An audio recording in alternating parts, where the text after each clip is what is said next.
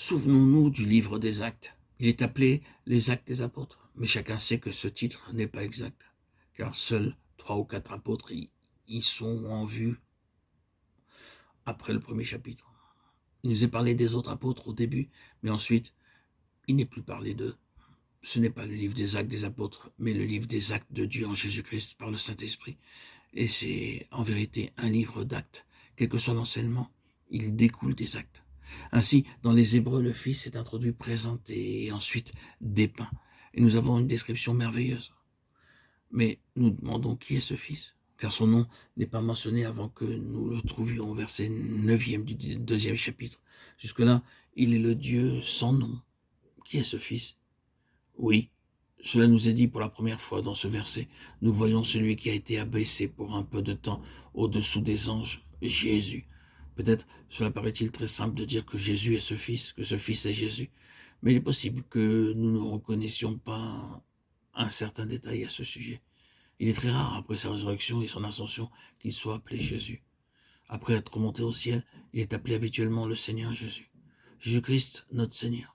Il a reçu son titre tout entier lorsqu'il fut remonté sur le trône dans les cieux, de sorte que s'il revient en arrière en employant simplement le nom de Jésus, nous savons que c'est afin de rappeler son humiliation et le but de cette humiliation. Ce nom est lié à son œuvre accomplie sur la terre pour notre rédemption. Considérons encore ce passage. Nous le voyons, celui qui a été abaissé pour un peu de temps au-dessous des anges, Jésus, à cause de la mort qu'il a soufferte. Jésus était le nom de celui qui a subi la mort, qui a goûté la mort pour chaque homme. Et c'est lui, le Fils, qui est introduit ici. Il est identifié par son nom, Jésus. Tu lui donneras le nom de Jésus, car c'est lui qui sauvera son peuple de ses péchés. Matthieu 1, 21. La chose suivante est la position et la fonction du Fils. Au second verset du premier chapitre de cette lettre, nous lisons « Dieu nous a parlé dans ces derniers temps, son Fils, celui qu'il a établi héritier de toutes choses et par lequel il a fait le monde. » Ce Fils qui est connu sous le nom de Jésus est, par la décision de Dieu, héritier de toutes choses doivent être à lui par le droit de la décision de Dieu. Nous ne nous lassons pas si nous arrêtons tellement sur cela. C'est l'une des premières choses qui nous soit dite de la dispensation dans laquelle vous et moi nous vivons. Il ne semble pas qu'il en soit ainsi, car nous ne voyons pas encore que toute chose lui soit soumise, Hébreux 2.8.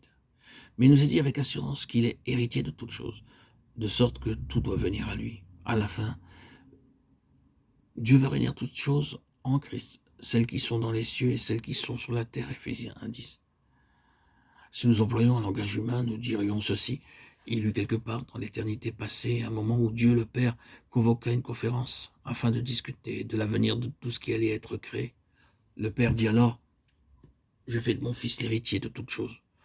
Je le désigne comme mon héritier et j'ordonne que toute chose à la fin soit en sa possession. » Or, nous sommes en la présence du Dieu tout-puissant et éternel. Et lorsqu'il prend une décision comme celle-là, rien ne saurait l'entraver. Ce qu'il a établi héritier de toutes choses. Mais il ne s'est pas arrêté à cela. Il s'est tourné vers le Fils. C'est naturellement notre façon de parler. Et lui a dit maintenant, je vais me servir de toi comme de l'agneau par lequel je fais toutes choses. Par lequel il a fait le monde. Ce Fils que nous connaissons comme notre Sauveur et notre Seigneur a été l'agent de Dieu dans la création du monde.